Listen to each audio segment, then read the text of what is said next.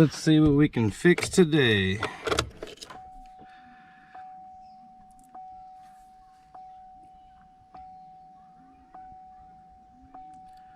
I don't have any tire pressure sensors. Not quite yet. I don't have any oil. There we go. I can fix that. I've got one of those.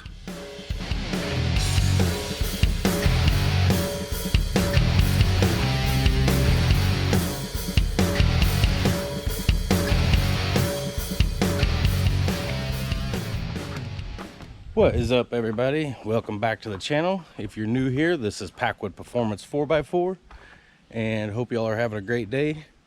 Today we are working on the Duramax, and it is time to put in a new fuel filter.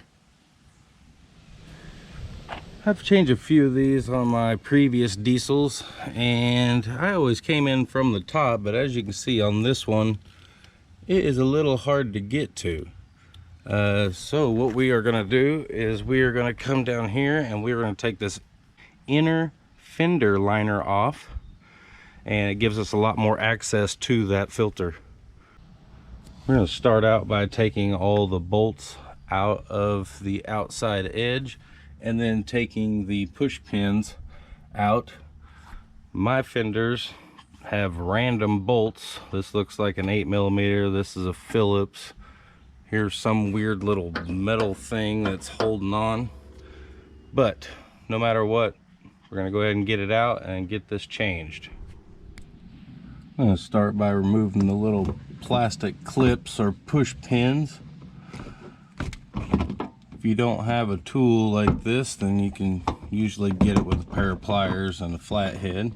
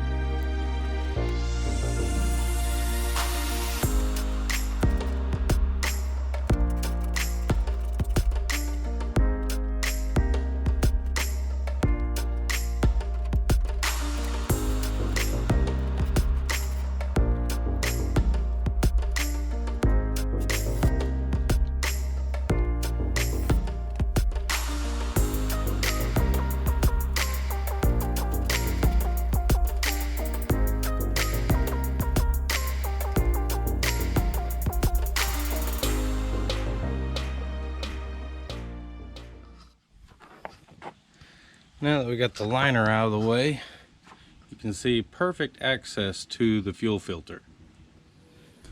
First, we're going to start by unhooking this wire right here that goes to the bottom, which is the water sensor.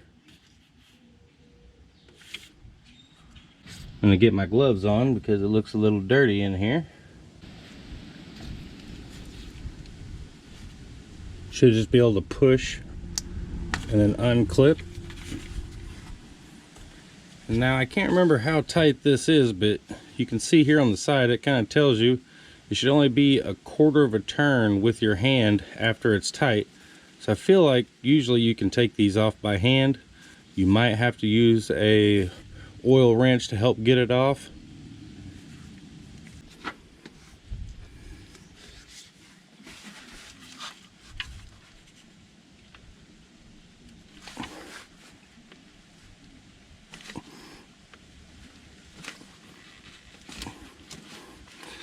Not too bad. When taking this off, be careful not to drop it because you will spill diesel everywhere.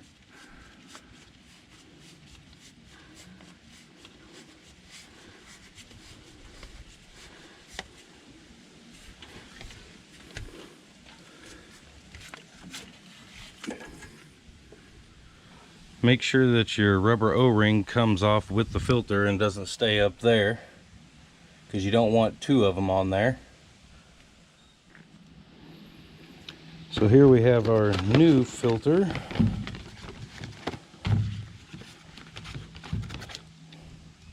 As we can see, it is exactly the same. but you do have to take the water separator off and add to the new filter.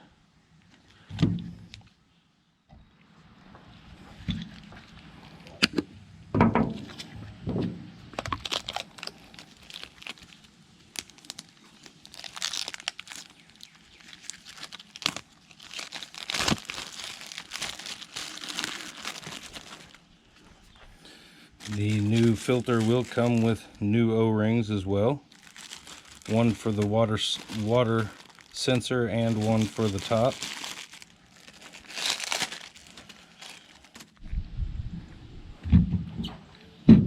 Now, when removing the water sensor, it is plastic, so you have to be really careful not to break it. Don't get it cross-threaded. A lot of people will use channel locks. I like to use a pipe wrench.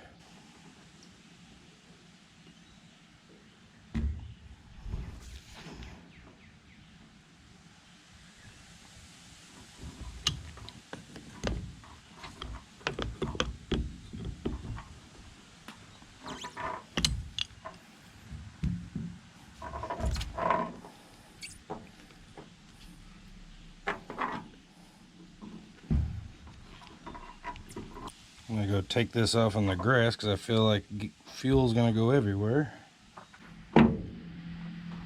And I was right, it poured out everywhere. Something I forgot to mention, when changing these, they say to change them every 6,000 to 8,000 miles. So I changed this one not too long ago. The O-ring doesn't look bad, but I think I'll change it anyways.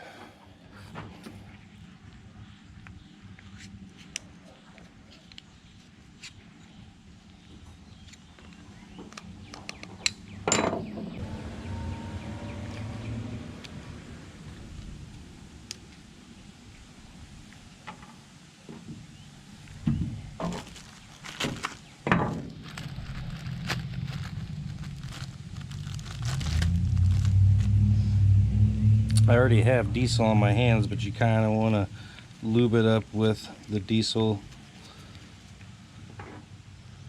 Put it back on.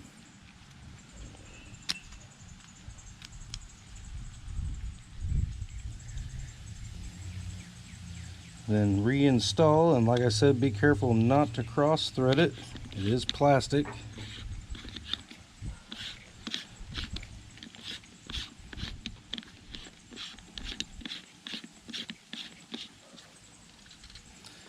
And it says to go about half a turn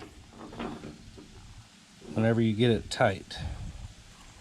I don't know if that's too much. I usually will just turn it until I think it's good because I don't want to break it.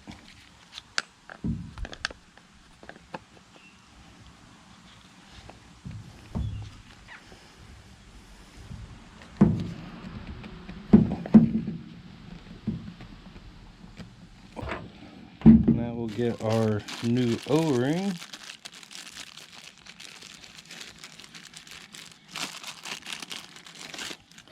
Same thing as well. I still got diesel on my hands.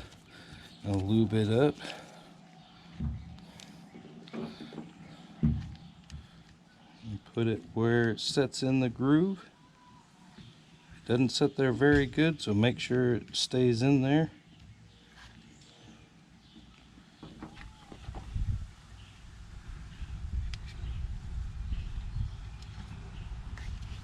Now we'll reinstall.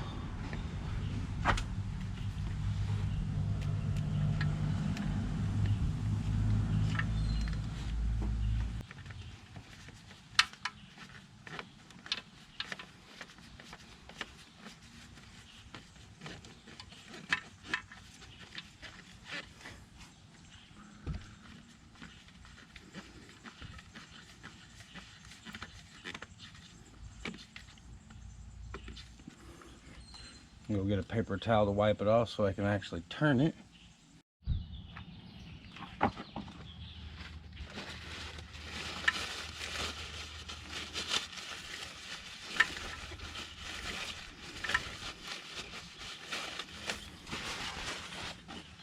And we want to try to get about 1/4 of a turn.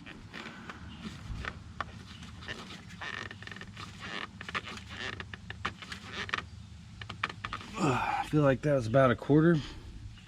Plus it was so tight I couldn't turn it no more. Plug our water sensor back in. Now we need to prime our filter, and you can see right on the other side, right there, is a bleeder screw. I'm going to take a big flat bladed screwdriver and loosen that.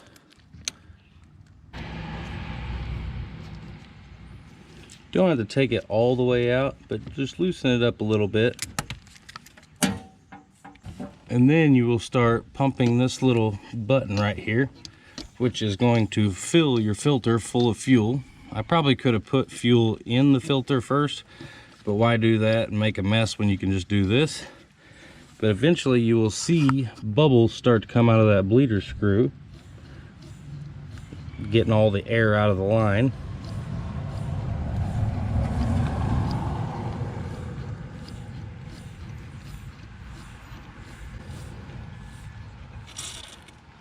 And there you can see we're starting to squirt fuel. So what I like to do is push it really slow, tighten it up just a little bit with your fingers,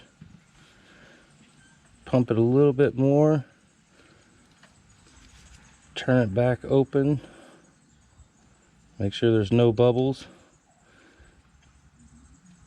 and then I'm going to push it down one more time and then tighten it up. Alright, we got her tight, and do be careful with that screw. It is a plastic screw.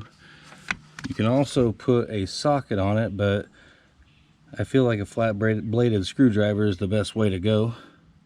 Now I'll clean up the mess, and one thing you want to do is to start it and let it run.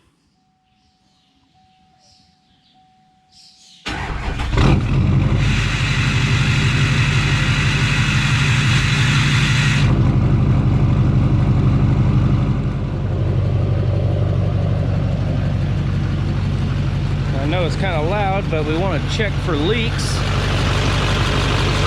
Make sure it's not leaking.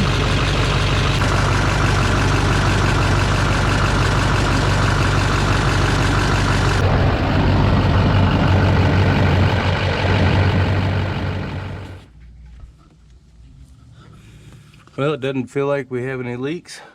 It started up and ran good. Now all you gotta do is put the inner fender back in. I'm actually going to leave it off because I have some wiring issues with my headlight. So I think that's going to do it for today. If you need a fuel filter like this, I will post a link in the description. If you like this video, go ahead and give it a big thumbs up. Hit that subscribe button and come back and see what we do next time.